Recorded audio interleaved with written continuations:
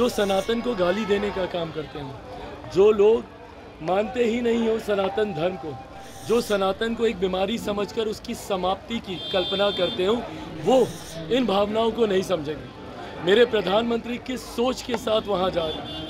भाई, मेरे प्रधानमंत्री ने 2 महीने का प्रचार नहीं किया। आप प्रचार नोटिफिकेशन आने से पहले से आप देख लीजिए, लगभग 1.5-2 महीने पहले, उससे पहले से मेरे प्रधानमंत्री प्रचार में लगे हैं। ऐसे में मेरे प्रधानमंत्री ध्यान लगाने के लिए, और देश के प्रधानमंत्री हैं, देश की जनता को ये जानने का हक है, अधिकार है कि वो कहाँ पर हैं, क्या कर रहे हैं। ऐसे में इस बात का भी राजनीतिकरण करना, यानी वो पिछड़ों को बोल रहे हैं कि पिछड़े सनातन विरोधी है।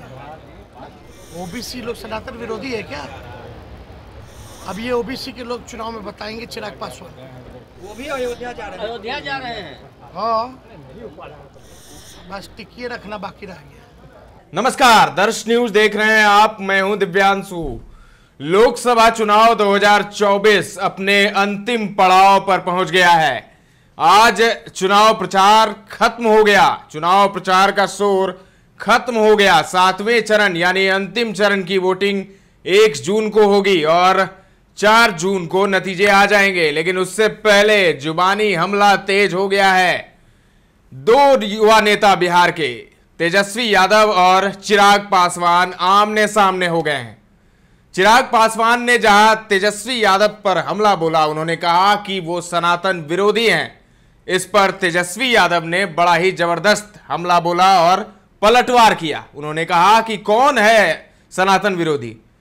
चिराग तो पूरी तरह से आरएसएस के रंग में रंग गए हैं और वो किसे सनातन विरोधी कह रहे हैं? क्या वो ओबीसी को सनातन विरोधी कह रहे हैं? क्या वो पिछड़ों को सनातन विरोधी कह रहे हैं? और यही पिछड़े, यही ओबीसी चिराग पासवान को बता देंगे। नतीजे आने दीजिए।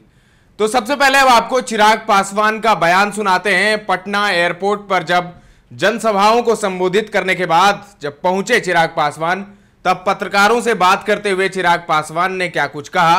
अनुभव हुआ है जिस तरीके से लोग प्रधानमंत्री जी और हमारी डबल इंजन की सरकार पर भरोसा रखते हैं, ये बहुत बड़ा कारण है जो हम लोग के विश्वास को बनाता है कि 4 तारीख को जब परिणाम आएंगे 40 की 40 सीटें, और भाई 4 तारीख को हम लोग पुनः मिलेंगे ही, सब लोग साथ होंगे ही, तो आप ये मुझसे क्रॉस चेक करवा सकते हैं। 40 की 40 सीटें हम लोग जीतेंगे।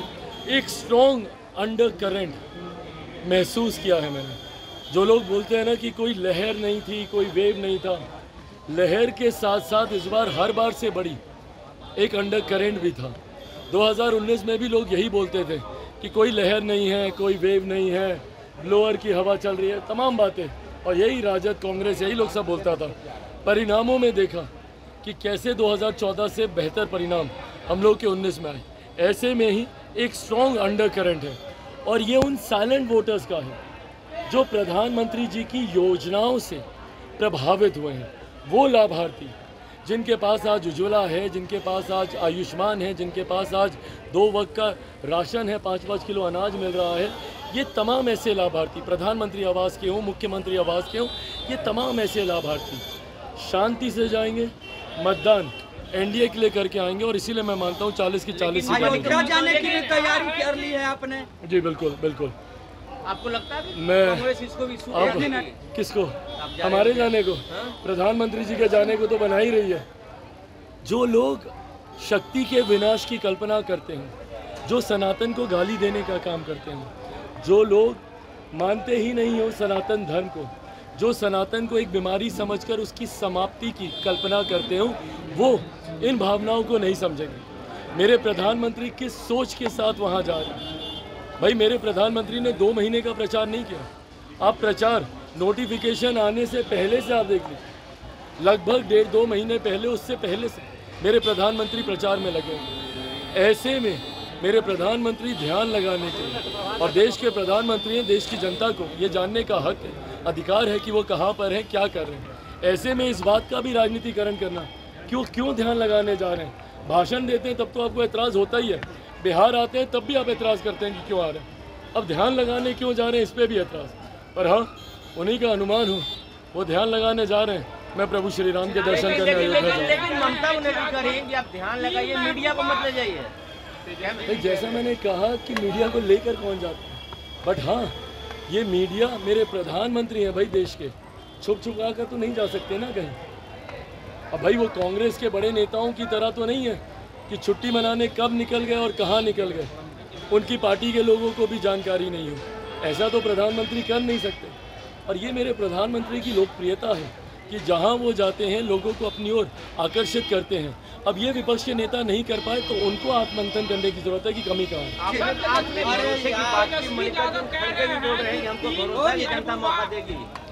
हाथ कंगन को आरसी क्या भाई, कितना आज 30 तारीख हो गया ना, महज 5 दिन है। 4 तारीख को परिणाम है, 4 तारीख को दूध का दूध पानी का पानी हो जाएगा। 400 से ज्यादा से हम लोग। तो सुना आपने चिराग पासवान को किस तरीके से विक्ट्री का साइन वो दिखा रहे हैं दोनों हाथों से, और दावा है उनका कि 40 की 40 सीट हम लोग जीतेंगे। जब इस पर तेजस्वी यादव से पूछा गया तब तेजस्वी यादव ने क्या कुछ कहा है वो भी सुन लीजिए, सुनिए। नहीं बोलेंगे तो वो क्या बोलेंगे? अब तो पूरा उनका रंग रूप जो है आरएसएस वाला हो गया, भाजपा के रंग में है। इसी तरह का बात बोलेंगे। मेरे धर्म पर वो सवाल उठा रहे और मेरे धर्म को ही मुझको विरोधी बता रहे। मेरा नाम क्या है? यानी वो पिछड़ों को बोल रहे कि पिछड़े सनातन विरोधी है। ओबीसी लोग सनातन विरोधी है क्या? अब ये ओबीसी के लोग चुनाव में बताएंगे चिराग पासवान। वो भी अयोध्या जा रहे हैं। अयोध्या जा रहे हैं। हाँ, बस टिकिए रखना बाकी रह गया। तेजस्वी जी, सत्ता पक्ष के नेता कह रहे हैं कि आप पब्लिसिटी के लिए व्हील चेयर का इस्तेमाल कर रहे हैं। रिपोर्ट देख लेंगे, उन्हीं का अस्पताल में जांच करवाएं बॉस, उन्हीं के डॉक्टर ने रिपोर्ट दी है। सारे लोग चले जाएंगे। इस हालात में भी सर आपने 251 सभाएं की हैं, कैसा एक्सपीरियंस था पूरा? नौकरी को लेकर आपने चर्चा की, युवाओं को लेकर चर्चा की। चुनाव दिन प्रतिदिन बढ़ा है। एनडीए सोचा था कि 7 चरण में चुनाव कराएंगे तो फायदा उनको होगा, लेकिन फायदा हमने उठा लिया और पूरी तरीके से जनता गोलबंद होगी। उनके झूठ के एजेंडे को वो समझ चुके हैं और जो सही में जो मुद्दा है उस पर बात कर रहे हैं। चिराग पासवान हो या और कोई हो, भाजपा का लोग, कोई नौकरी के बारे में बात किया है क्या? कोई बोला है क्या बिहार का विजन क्या है उनके लिए? हम लोगों ने बताया लोगों को मेरा नौकरी का एजेंडा क्या है, महंगाई पर हम क्या करेंगे, गरीबी कैसे हटाएंगे, लोगों को आर्थिक न्याय कैसे दिलाएंगे। वो लोग क्या बोलते रहे, हम ही लोग को गाली देते रहे, सनातन विरोधी है तो फलना है तो चिल्ला है। मतलब तेजस्वी को गाली देने में सारा समय उन लोगों ने व्यर्थ कर दिया। हेलीकॉप्टर से उड़ना मतलब तेजस्वी को गाली देना बाहर मीडिया के सामने, और जहाँ सभा करते वहाँ भी गाली तेजस्वी को देना, और उसके बाद काम खत्म। बिहार की जनता गाली थोड़ी सुनना चाहती है। ये चिराग पासवान के समर्थकों को भी, बीजेपी के समर्थकों को भी अच्छा नहीं लग रहा होगा जो इस तरह की सनातन विरोधी की बात करें। ध्यान में जा रहे हैं। ममता जी ने सलाह दी कि ध्यान में जाइए, लेकिन प्रेस को मत ले जाइए। हाँ, अब तो शुरू से बोल रहे हैं। अरे यार, मोदी जी का स्क्रिप्टेड होता है, फोटो शूट होता है, उनको मूवी करना होता है, मूवी अपना रील बना रहे हैं। अरे नौजवानों को मोदी जी से एक चीज सीखना चाहिए कि रील कैसे बनाया जाए। तो सुना आपने, आरजेडी नेता तेजस्वी यादव को 251 सभाएं वो कर चुके हैं। आज आखिरी सभा वो करने पहुंचे थे मीसा भारती के लिए, अपनी बहन के लिए। पाटलिपुत्रा लोकसभा सीट से मीसा भारती लड़ रही हैं।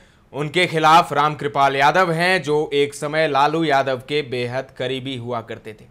तो लड़ाई बेहद दिलचस्प है। 1 जून को मतदान होगा और तब 4 जून को पता चलेगा कि चिराग पासवान सही हुए या फिर तेजस्वी यादव का दावा सच होता है। तो दिल थाम कर बैठ जाइए और इंतजार करिए 4 जून का। फिलहाल जो है जुबानी हमला तेज है। अब तो सभाएं नहीं होंगी क्योंकि आज प्रचार का दौर थम गया है, लेकिन उससे पहले इनडायरेक्ट वे में ही हमला जरूर होगा। तमाम अपडेट्स देते रहेंगे, बने रहें दर्श न्यूज के साथ।